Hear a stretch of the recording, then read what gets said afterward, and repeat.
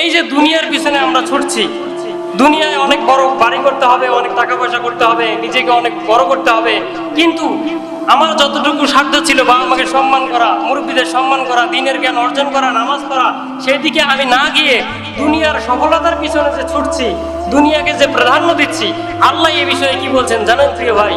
আল্লাহ বলছেন যে দুনিয়া খেলতামাশা ছাড়া আর কিছুই নয়, দুনিয়া খেলতামাশা ছাড়া আর কিছুই নয়, দুনিয়া খেলতামাশা ছাড়া আর কিছুই নয়।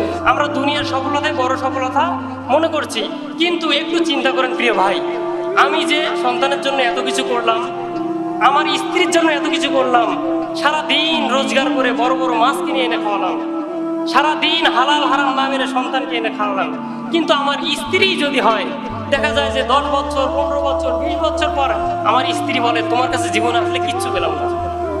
দুঃখের বিষয় কি আর কিছু থাকতে পারে?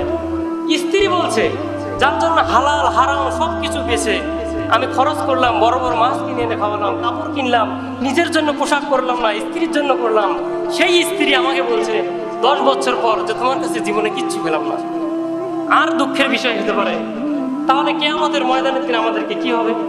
মানুষ যতটুকু আমল করবে ভাই, যতটুকু আমল করবে সে অনুযায়ী কিয়ামতের ময়দানে সে হয় ভালো পাবে, না হয় খারাপই পাবে।